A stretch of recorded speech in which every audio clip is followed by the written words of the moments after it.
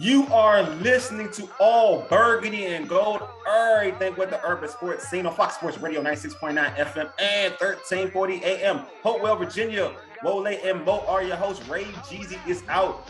We are also joined by the homie Trevor. He is a writer for Full Press Coverage Washington. What's good, Trevor? And welcome to All Burgundy and Gold, everything with the urban sports scene.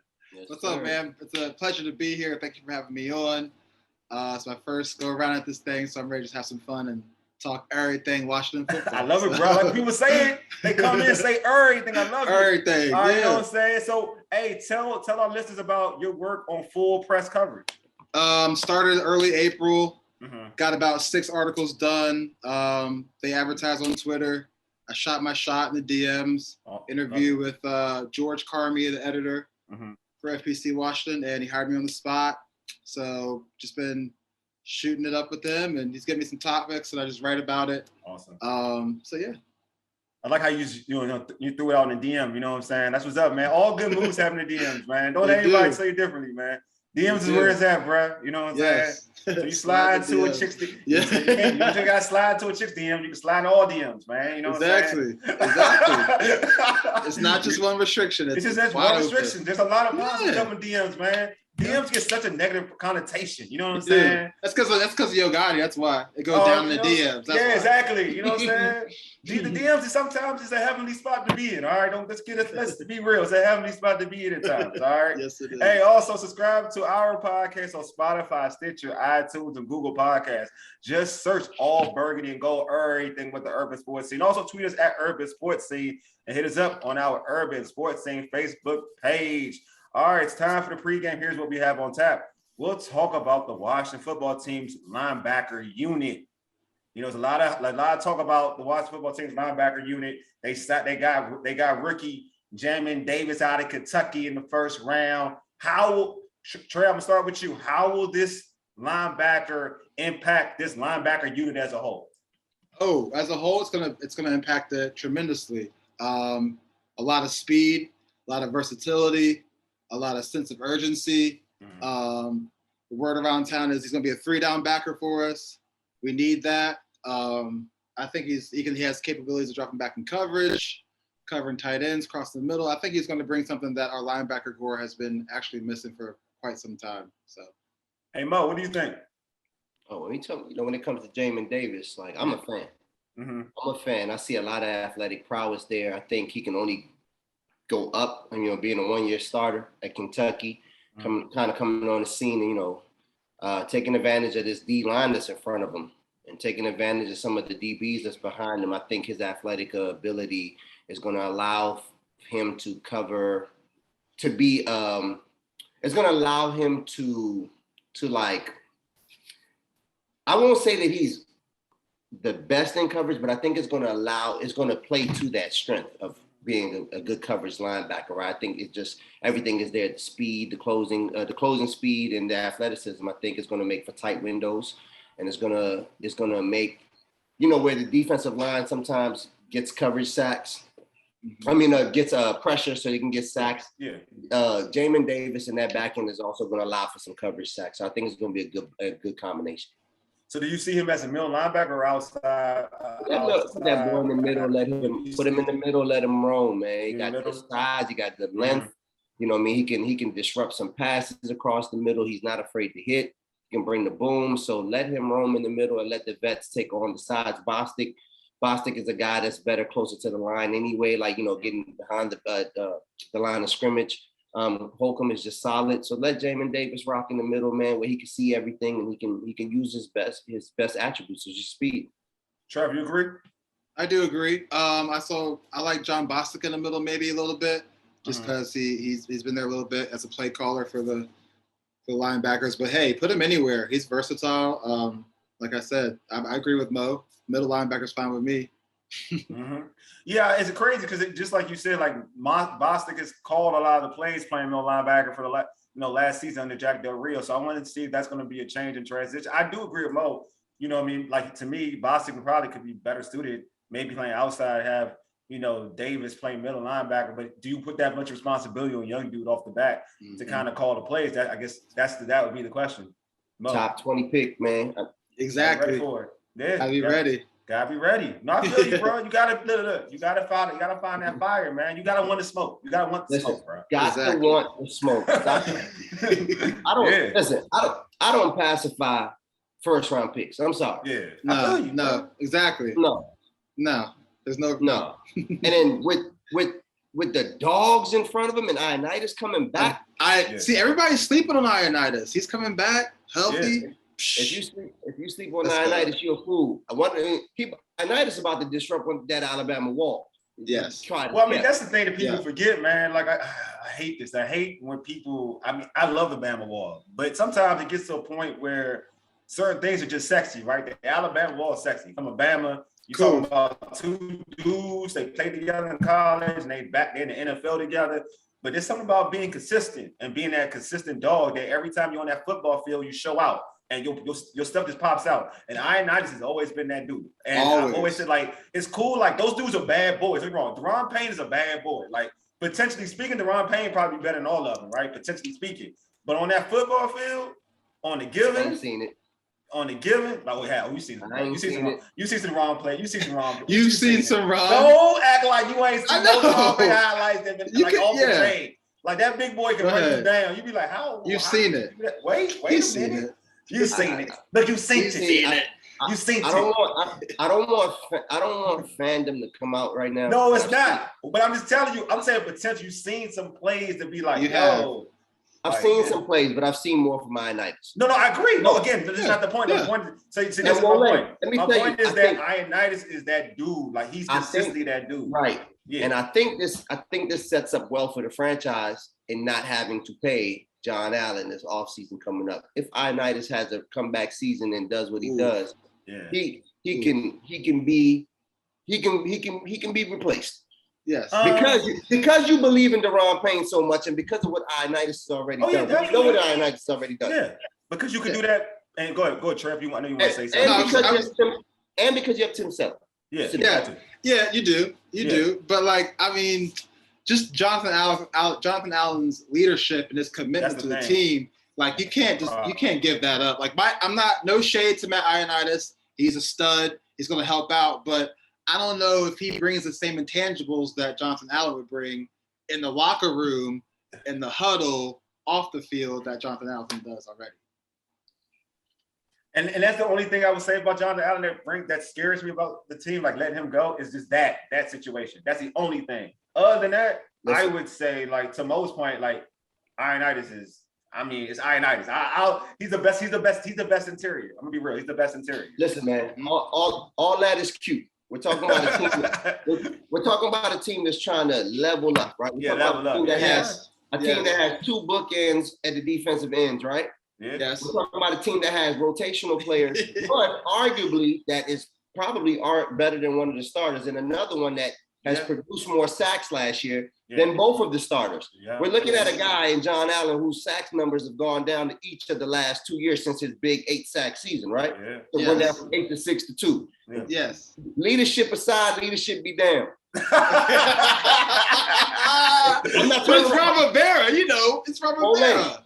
Yeah. Hey, I'm not going to pay a man. You're going to have to pay him because he. No. For sure. I'm not paying you to produce 2 sacks for me in the name of leadership. I can find Chase Young. You're your third year. You can be my leader. You already got. I'm not going to even argue with that. I'm not even. Okay. I'll tap out on that one.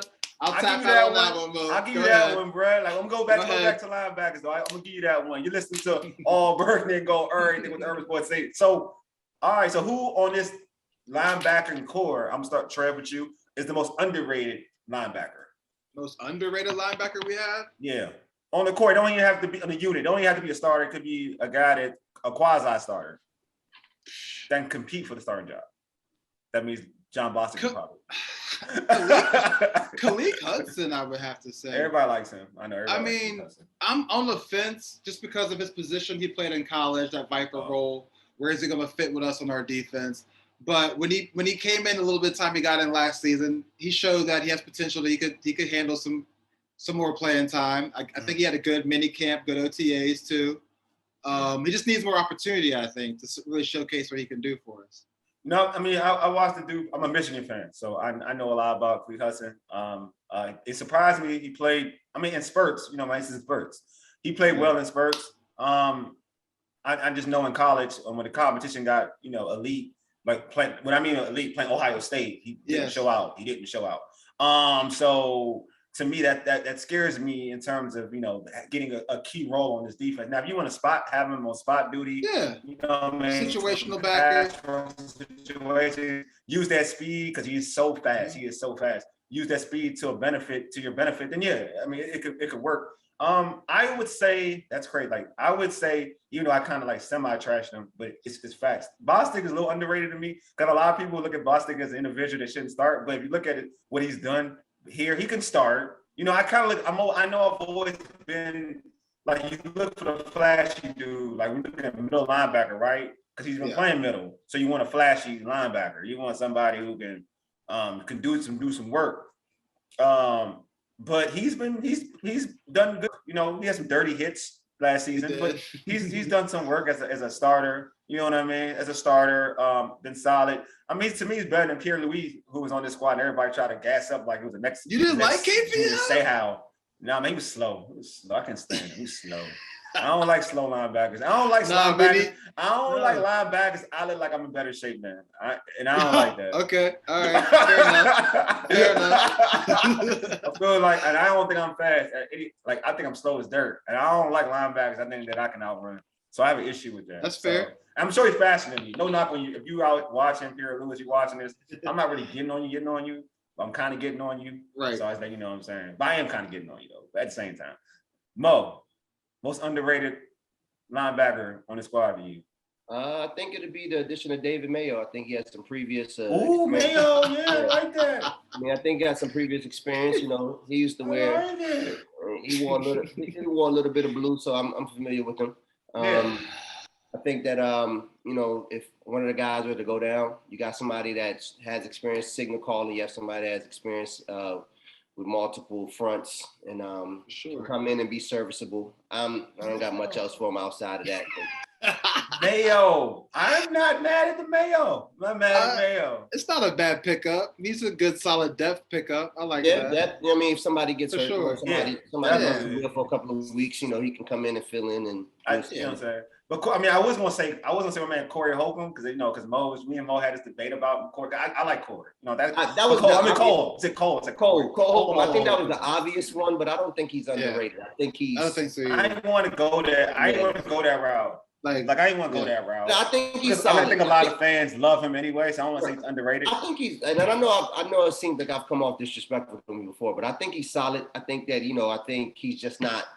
He can't be your main linebacker. I don't care. No. I think we agree with that. I think we can all agree on that. He's a nice piece. He's a nice piece of the core. He's your best linebacker. You got some trouble. Oh, you got problems, man. You got trouble. Big trouble. Look, Mo, I agree with you. If he's your star linebacker, I am not happy with that. No, not that's why I wasn't happy with Pierre Louis. Because I was like, if he's a guy that you want to bank on, no. Somebody got to tackle somebody. That's how, when somebody throws a tackle stat to me, this is what gets to me. When I say that somebody's not good and you come back to me where he had this amount of tackles, I'm like, somebody has to tackle somebody. Like, I don't want to hear tackles. Like, I'll ask my follow-up question to that is that how many times do you see this individual on the opposing side of the field?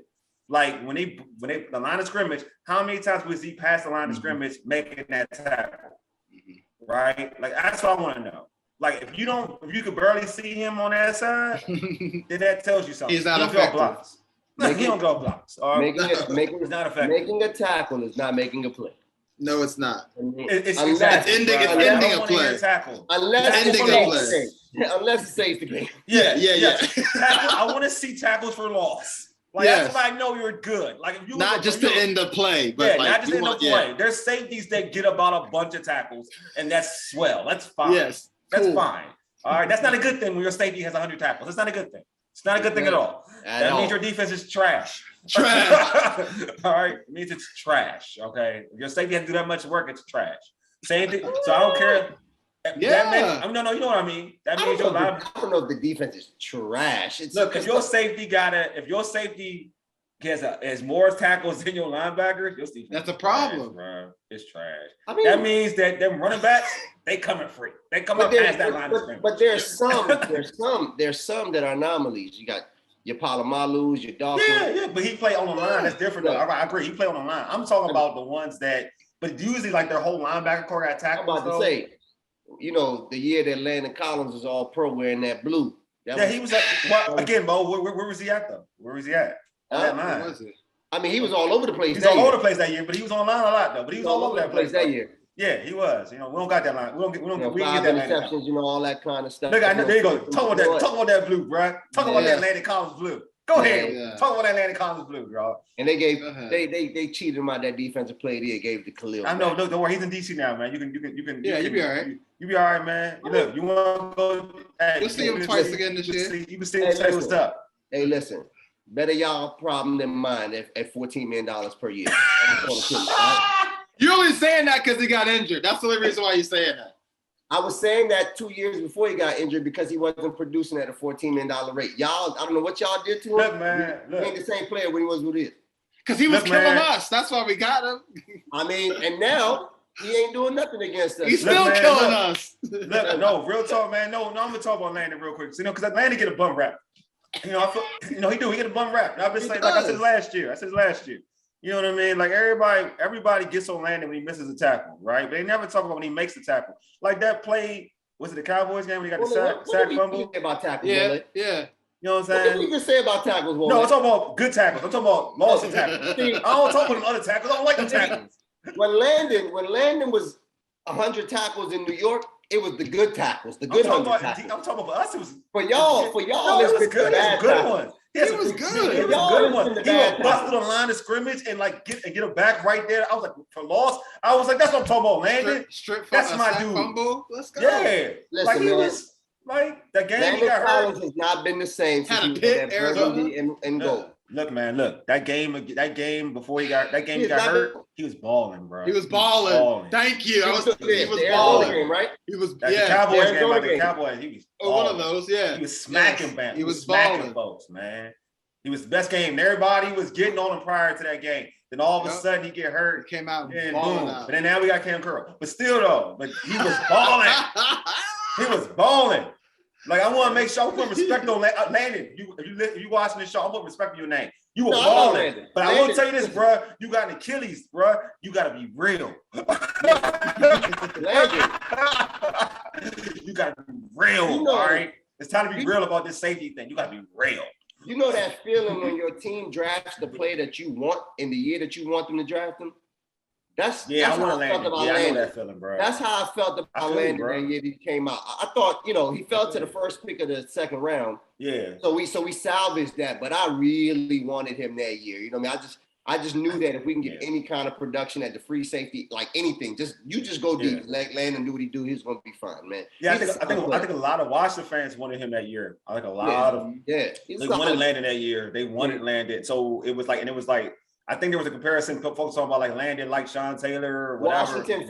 Washington fans have wanted every safety that's come out in the draft. It's supposed to be something since 21 perished. They won. I mean, that everybody wanted Landon though. I'm not gonna lie. That year, everybody wanted Landon, man.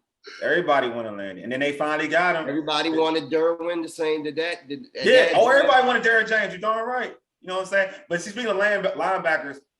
Landon would be great at linebacker, but he probably don't want to be a linebacker. It kind of hurts my feelings. Like, you should be a linebacker, though. Like, listen, man, Landon makes $14 million at safety. That's where Landon is staying. Because I don't know why. Landon could be so much better, bro. Like, he'd be so much better at linebacker. So, anyway, as a whole, though, Trev, are you confident with this linebacking core? As a whole, I'm not as confident as I want to be, no. Okay.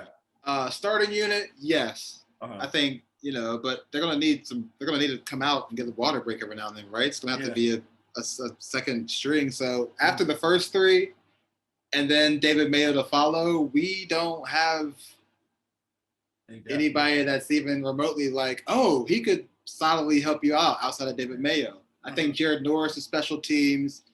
Kushnaj, or however you say his name. If I'm sorry for listening, I can't say your name.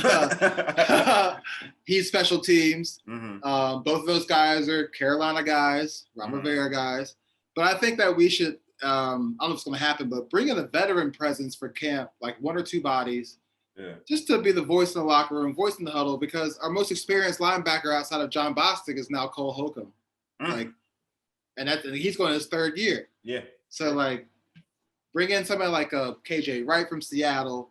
I liked Michael Kendricks last year. I liked his depth he provided against Tampa Bay. But they let him walk. But we just need a nice veteran presence in for camp to help out with that linebacker core. I'm gonna go the other route, man. I'm gonna go the other route. I'm gonna say that there's potential there. I'm gonna say that as long as Davis is healthy, the linebacking core is going to be pretty solid because of what they have in front of them and the underratedness of what they have behind them. Addition of William Jackson, which I've talked about in length. I've talked about that. What you guys have in the secondary in terms of players and depth, in addition to that hellacious front 4 or front really like front rotation of 6 or 7.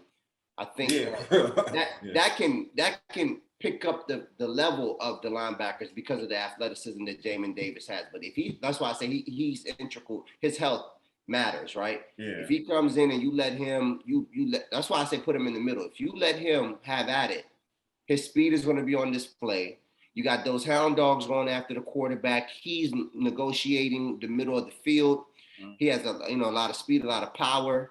If he shows any bit of the awareness that he showed on his college film, playing the passing lanes and playing the seam, I think there's potential to uplift that position group, even though they don't have any big names. Yeah, I just feel like that's a good points, Mo. I just feel like the depth is a scary thing to me because we know in the NFL season people get hurt, man. It is what it is. Like you're going to get hurt. So so if you lose, we're talking about Jamin Davis. Say he gets hurt. That's knock on wood. Yeah, I mean, that speed is gone. Like, so who do you have to replace that type of speed? You put, like we just mentioned, Hudson, but that's still not a player that I wouldn't feel comfortable playing replacing the Jamin Davis ability, because we don't know what Jamin Davis is going to do. So let's put that up. We don't know. He's a rookie. We don't know the level of impact. But we do know about in terms of the talent, his physical talents, that what we do see. And if you're missing a player like that, there's no real depth to replace that. You know what I mean? Any of those three. Cole Holcomb, there's really not depth to really replace Cole Holcomb. There's no depth at this point in time to me to replace a Boston. Yeah, especially, and they don't even know the system. So maybe Mayo, but like there's no depth. So I think that they're to a point where you got to start bringing individuals in just to build some type of depth. Because again, there are a lot of guys that they're Ron guys, in my opinion, and I could be wrong. Ron we trust, right? But at the same time, these are dudes that are special teamers to me. They're not guys that I think that should be even replacements for a starter. They're just guys not even close. Should be playing special teams. Yeah, I read earlier today that Kushnick guy has only played 7 total defensive snaps. Yeah. He's had 259 special team snaps with 7 total defensive snaps. That's not good. Yeah, it's really not. So it's crazy. So I post this question on Instagram, Twitter, Facebook. So my man NOSDOW. I know what it is. Who is this? It's Reggie. I know it's Reggie, my man Reggie. He posted, I'm optimistic about Jamin and trusting Ron's eye with the position coming from Lexington with his production. He looks like he could hit the field with a chip on his shoulder. I think Jamin Davis will be fine to a certain extent. Like Mo and I, we talked about this before. Like the front 4 and adding everybody else could make life easier for him in terms of his maturation and learning curve. I think that will make things easy. It's not like, Ray Lewis, when he was younger, having to go to then the Cleveland Browns, or I think Ravens, whatever. Then with that line wasn't really succinct yet. That line wasn't. They didn't get Saragusa and them at that particular point in time. But when he got there as a rookie. But once he got his big boys, then you saw what Ray was able to do. In this situation with Jamin Davis, not comparing him to Ray Lewis. So I want anybody to think I'm comparing to Ray Lewis. Comparing him to like a situation. You know what I'm saying? A situation. Yes. Like this kid will have a ideal situation for him, ready to go, ready to rock and roll, which takes away the pressure, which makes things easier for him. It's almost like say having, all right, use quarterback play. Say, look at Patrick Mahomes, right? Going in a situation, we have a great coach in Andy Reid in terms of having in terms of his offensive mind, having speedsters around him, meaning that right now, he even said it, I didn't know how to read defenses, but knowing that you have that situation set up for you to be successful made life easier for him. So now he can take it to another step. So same thing for Jamin Davis. He's going in with Jack Del Rio, good defensive-minded coach. The defense is already set up for him to be successful, where he doesn't have to overthink things. He won't have to overthink things. So let the game come to him. He will, because again, that defense, that front four, and some will make life easier for so he doesn't have to kind of adjust as much. But again, we're gonna see smart offensive coordinators, good talented offenses, find ways to get these guys in situations where they're not going to be comfortable in. So it's up to Jamin Davis, it's up to Bostic, it's up to Cole Holcomb, to these guys to get themselves situated. And to me, I put that more in the vets. The young dudes gonna have to go through it anyway. That's what young dudes have. That's what young boys gotta do. But we're talking about guys who've been in the system, been in the league for 3+ years. It's time to turn that for the clock to turn and be ready to rock and roll. So people like Cole Holcomb, especially Cole Holcomb, he's gonna have to show out. He's gonna have to really take his game to the next level. They want this defense to be what they want it to be. Exactly. I agree with you. You know what I'm saying? So it's all predicated on that. But again, as a unit, I'm not that confident. I'm not gonna lie to you. I'm not gonna play it off and act like I'm that confident, because I know what happens with injuries. It's not like it's not like Mo mentioned the secondary. There's a couple people that you can replace in the secondary and say, okay, you can still make it work because of your front set, because of your front four, right? Because we all know it all works hand in hand. So, but if you lose a couple bodies in your front four, you'll be okay. Interior, you'll be okay. You can still be okay. Outside, I don't know about outside, but inside you can lose a couple folks and be like, all right, we can still rock and roll. Outside, I don't think even in your front four, you don't really have a good backup for, say, in my opinion, for a Chase Young or a Montez Sweat. You agree, Mo? Absolutely, man. Absolutely. I think depth is health is key. Mm-hmm. Health is key because there's a limitation in terms of skill sets. Mm-hmm. You have two veterans that are on the team that have been here that are secondary and third level linebackers. That's facts. Yeah. Facts. And then that's why I say it's all on Jamin Davis, right? It really is, though. The pressure comes with the 20th pick. The pressure comes with, too much room is given, much is expected. I think he has to be plug and play immediately because of the front that the team already has. Yeah. And even though the secondary isn't like the greatest, it is adequate. It is more than enough. It is more than enough to get the job done, right? So he is the key cog in defense and making it good to another level, right? Outside of just the sheer number of sacks. Well, yeah, totally agree. Well, this has been a great show, Trey. Before we end the show, thanks for being on, my man. Let our listeners know how they can catch you on social media and how can they catch your content. So I'm on Twitter at Trev Stores WFT. I've got an all Trev WFT at WordPress.com blog site, personal blog for to talk about Redskins. I'm on Instagram, Trev_stores. Just catch me on there, just talking everything. Redskins. I bet. You can't team, be saying football team. Trev can't football say that, team. Trev. See, bro, it's the shirt. It's the shirt. My bad. Trev can't say my that. bad. Mo said it. My bad. Trev, they get mad at that stuff. You can't say that, okay? You can't say that. Football team. Football team, man. I know it's hard, man.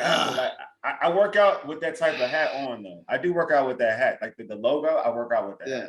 Because I can't throw all my stuff away. I ain't stupid. It's money, man. It's exactly. It's money. It's money. Like, you paid for this, man. I get it. I get it. I understand. Now, I understand. My Trev. My bad. Football. Trev, it's okay. Yes. Trev, don't over apologize. Don't do that. All right. They over it. They're over it. Right, We're over it. They're over it. They'll be just fine. Hey, subscribe to our podcast on Spotify, Stitcher, iTunes, and Google Podcasts. Search all Burgundy and Gold, everything with the Urban Sports Scene. Also tweet us at Urban Sports Scene and hit us up on our Urban Sports Scene Facebook page. Again, thank you all for listening. Thanks for the subscriptions for the podcast. We appreciate it. You've been listening to All Burgundy and Gold, everything with the urban sports scene on Fox Sports Radio 96.9 FM and 1340 AM. Hopewell, Virginia, for ages. You dig? Deuces. A mega. Lead us out, big homie. Peace.